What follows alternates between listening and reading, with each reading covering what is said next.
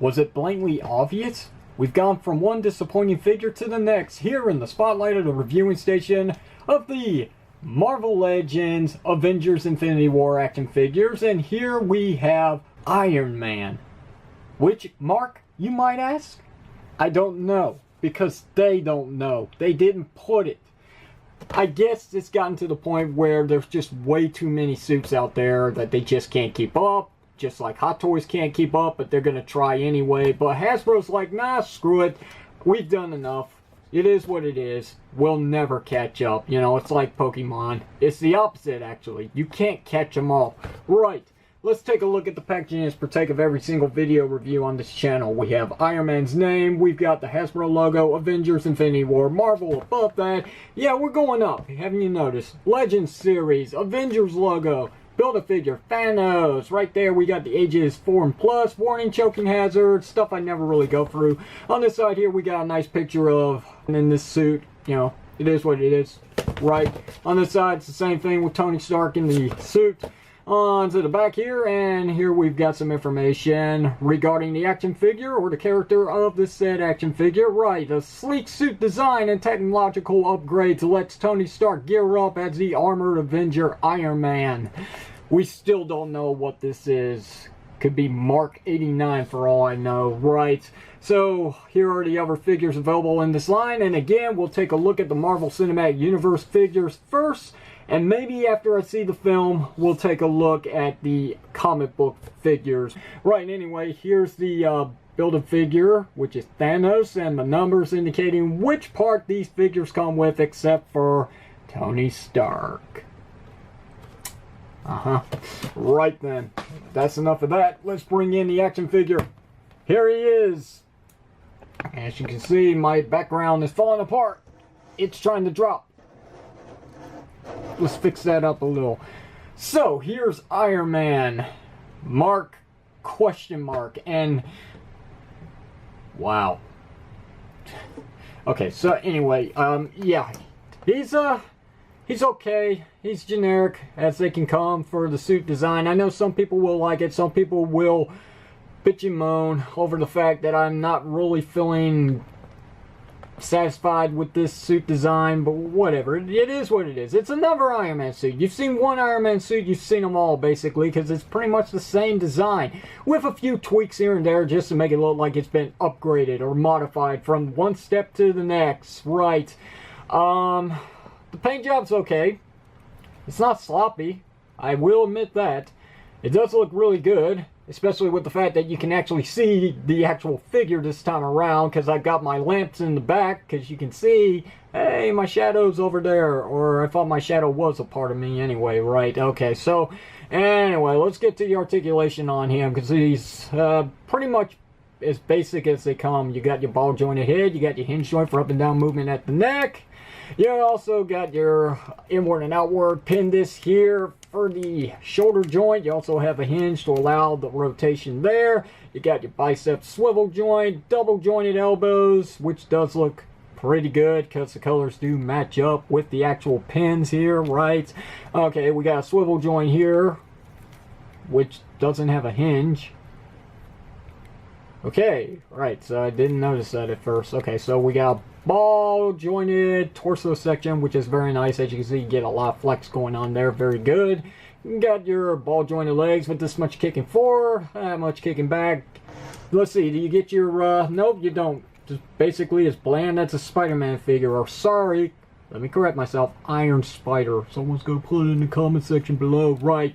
We got thigh swivel joint here. We got double jointed knees that are very tight on this figure, which means he's not going to fall over anytime soon, which is good. And also have a hinge joint for up and down movement at the feet, which also includes a very nice ankle rocker system. I love that. Okay, so the figure overall really isn't bad. As a matter of fact, it's a step up in the right direction when it comes to accessories count, which he does actually have quite a bit. So actually, let's get to it, because unlike Iron Spider, we do have stuff to talk about. So here are his what are these things called again? His blast effects. Right, blast effects. That's best as I can define them. You know, comes from the energy blast. There it is. Okay, so here's his energy blast for his hands, or if you wanted to, since he's got holes in his feet right here, you can tab it in like so, and you can have him flying in midair, and it would look pretty good if you had one of those flight stands. Looks pretty good.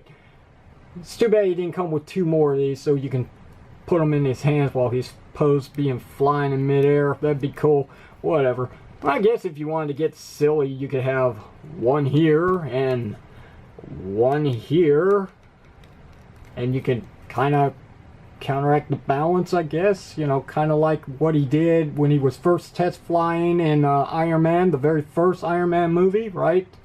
Okay, so yeah, there you have that. It's what it is. It's cool. It's translucent. I like the color.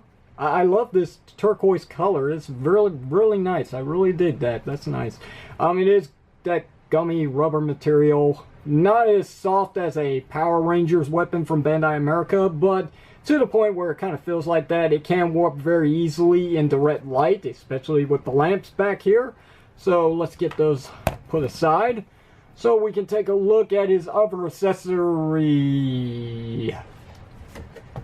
Ah, shit. Righto, a quick jump cut later, and here we have the alternate hands this figure comes with. Something that's Iron Spider-Man should have came with, but he didn't. Right, okay, so anyway, I can remove this hand here now, and we can pop on his official hand that he should be packaged with here, because this one actually has a hinge joint to allow up and down movement. So yeah, extra articulation.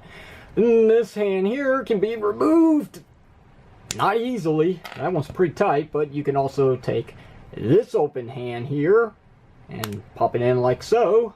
And if you wanted to, now you can give him his energy blast effects on his right hand like so. There we go. Looks pretty good.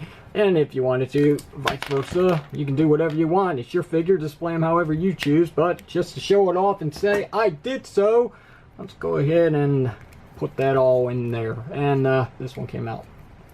This one's actually kind of loose. A little dab with super glue should take care of that, but there we go. As you can see, there's the full-on effect. Right. It's pretty cool. Again, you know, I kind of nitpicked it about this figure, and that's all it is. It's just nitpicking. You know, it's just the fatigue. You know, it's just repetitive now at this point. We've got way too many Iron Man figures, and I'm not saying that I'm tired of it, but I feel like maybe we could get a little bit of a break in between. Somehow, some way, Hasbro, they've just overdone Iron Man, just like Hot Toys does. But I will say, for what it is an okay figure. It is so much better than Iron Spider-Man, and that is so disappointing, because I really gotta say, I like this suit. I like the design. I like the figure for what it is. But outside of that, when it comes to anything else that it should be offering for the asking price, it's not enough. It just does not flip the bill. And unfortunately, it is what it is, and there's nothing that you can do about it. But anyway, to show you your side-by-side comparisons here, and if that's not enough, I'll bring in Broodwing, just because. And let's flip it this time around. How about we bring in Reptile, because he's kind of new. I just got this figure, and he's freaking awesome. Right. So, there you have that.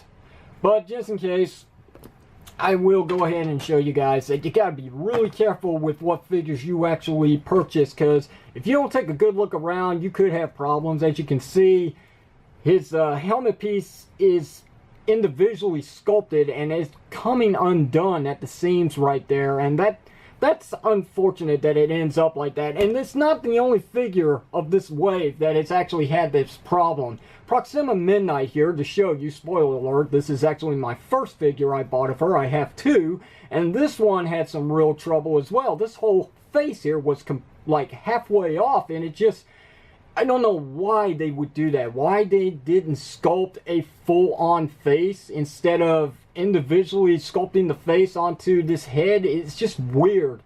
And as you can see, in the terms of trying to repair the figure, I kind of screwed up, as you can see. Right, so This figure is pretty banged up, but again, I have another one that's so much better. Maybe it happened for a reason. Maybe it was meant to be just to get a better Proxima Midnight, because this figure does have a tendency to fall over a lot. The new one, not so much.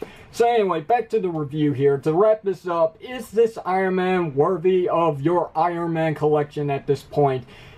Okay, well, I guess I can say in the real terms of it, when it's all said and done, judge with your own wallet. So questions or comments, you know, do hit it down below in the comment section of the video. If you liked today's video review, hit the thumbs up button. Don't forget to give me a sub up. If you didn't like it, hit the thumbs down and don't forget to throw in the towel. Until then, this is the unprofessional toy reviewer, Red is Power, signing off saying thank you very much for watching this, and I'll see you whenever you see me.